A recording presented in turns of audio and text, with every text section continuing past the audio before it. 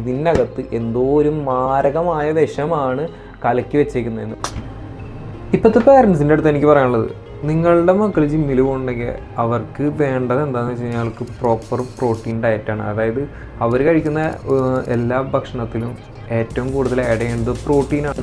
18-23 ഇയേഴ്സിനുള്ളിലുള്ള ഏതൊരു പിള്ളേരാണെങ്കിലും ആ ഒരു ഏജിലുള്ള പിള്ളേർ അവർ ഹെൽത്ത് കോൺഷ്യസ് ആയിട്ട് അവരുടെ ബോഡിയിലേക്ക് ഫോക്കസ് ചെയ്യണമെങ്കിൽ നിങ്ങൾ ദയവ് ചെയ്ത് അവരെ ഒരിക്കലും അതിൽ നിന്ന് പിന്തിരിപ്പിക്കാതിരിക്കുക. കാരണം അങ്ങനെയുള്ളൊരു മൈൻഡ് സെറ്റ് കിട്ടാൻ ഇപ്പോഴത്തെ കാലത്ത് വളരെയധികം പാടും. ഇങ്ങനെ പോകുന്ന പിള്ളേർക്ക് ഏറ്റവും കൂടുതൽ വേണ്ട എന്താ, അവർ ചെയ്യുന്ന വർക്കൗട്ടിനനുസരിച്ചുള്ള പ്രോട്ടീനാണ് അവർക്ക് ഇൻടേക്ക് ചെയ്യേണ്ടത്. അപ്പോൾ അവർക്ക് പല സമയത്തും എല്ലാ പ്രോട്ടീൻ കണ്ടന്റും നമ്മുടെ ഫുഡിൻ്റെ ഉള്ളിൽ നിന്ന് ഒരിക്കലും കിട്ടണമെന്ന് നമുക്ക് ഒരിക്കലും പറയാൻ പറ്റില്ല. കാരണം പ്രോട്ടീൻ എന്നുള്ളത് ഒരു ഫുഡിൽ നിന്ന് കിട്ടാവുന്ന ഏറ്റവും ബെസ്റ്റ് എന്താ പറയുക കണ്ടന്റ് എന്ന് തന്നെ പറയാം.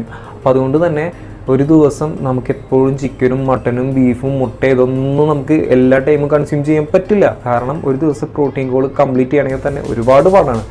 നമ്മുടെ കേരള ഫുഡിൻ്റെ പ്രത്യേകത അല്ലെങ്കിൽ നമ്മുടെ ഹോംലി ഫുഡിൻ്റെ പ്രത്യേകത എന്താണെന്ന് വെച്ച് കഴിഞ്ഞാൽ അത് ഏറ്റവും കൂടുതൽ കാർബ് ഡോമിനേറ്റഡ് ആയിട്ടായിരിക്കും.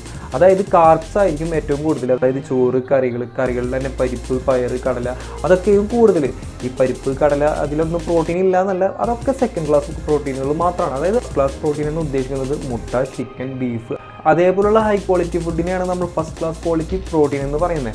അതൊരിക്കലും നമ്മുടെ കേരള മീൽസിൽ മെയിനായിട്ട് നമ്മുടെ ഹോംലി മീൽസിൽ കൂടുതലായിട്ട് കാണില്ല. അത് ഏറ്റവും കൂടുതൽ കാർബ്സ് ആയിരിക്കും ഡോമിനേറ്റ് ആയിട്ട് നിൽക്കുന്നുണ്ടാവും. അപ്പോൾ ഇതേപോലുള്ളൊരു വേ പ്രോട്ടീൻ കാര്യങ്ങളൊക്കെ അവർ കൺസ്യൂം ചെയ്യാൻ അവരുടെ കോച്ചായാലും ട്രെയിനറായി റെക്കമെൻഡ് ചെയ്യുക. കാരണം ഒരിക്കലും ഒരു പ്രോട്ടീൻ ഗോള് നമ്മുടെ കേരള ലൈഫ് ടൈമിൽ നമ്മളൊരു നോർമൽ മിഡിൽ ക്ലാസ് ഫാമിലിയുള്ള ഒരാൾക്ക് ഒരു ഫുഡിൽ നിന്ന് ഒരു ദിവസം പ്രോട്ടീൻ കംപ്ലീറ്റ് ചെയ്യാൻ വളരെ പാടായിരിക്കും. അതുകൊണ്ടാണ് നമ്മൾ ഇങ്ങനെ ഒരു സാധനത്തിനെ നമ്മൾ എന്താ പറയുക ഇതിൻ്റെ ഒരു ഹെൽപ്പ് നമ്മൾ തേടുന്നത്. പല രക്ഷിതാക്കളുടെയും ഒരു തെറ്റിദ്ധാരണയാണ് ഇതിനകത്ത് എന്തോ ഒരു മാരകമായ വിഷമാണ് കലക്കി വെച്ചേക്കുന്നതെന്ന്. ഒരിക്കലും അല്ല. കാരണം ഇതെന്ന് വെച്ചാൽ വേ പ്രോട്ടീനാണ്. അതായത് നമ്മുടെ ശുദ്ധമായ പാലിൽ നിന്ന് എക്സ്ട്രാക്റ്റ് ചെയ്തെടുക്കുന്ന അത്രയും പ്രോസസ്സ് കഴിഞ്ഞ് എക്സ്ട്രാക്റ്റ് ചെയ്തിരിക്കുന്ന ഒരു പ്രോട്ടീൻ കണ്ടന്റ് മാത്രമാണ് ഈ സാധനത്തിൻ്റെ അകത്ത്. അല്ലാതെ ഇതിൽ ഒരു മാരകമായ വിഷമോ ഒരു സാധനമല്ല. ഇതിന് പ്രത്യേകിച്ച് സൈഡ് എഫക്റ്റോ കാര്യങ്ങളോ ഒന്നും തന്നെ ഇല്ല എന്നാണ് നമ്മൾ ആദ്യം തന്നെ മനസ്സിലാക്കേണ്ടത്. ഇത് ഏറ്റവും ബെസ്റ്റ് ആയതുകൊണ്ട് തന്നെ നല്ല പൈസ ഉണ്ടാകും.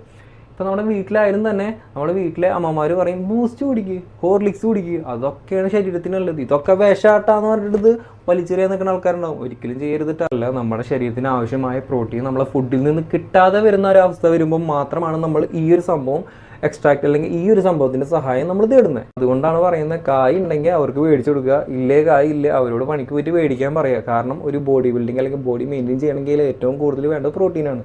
അപ്പോൾ അതൊക്കെ ഈസിലി നമുക്ക് കൺസ്യൂം ചെയ്യാൻ പറ്റുന്ന ഒരൊറ്റ വേ മാത്രമാണ്.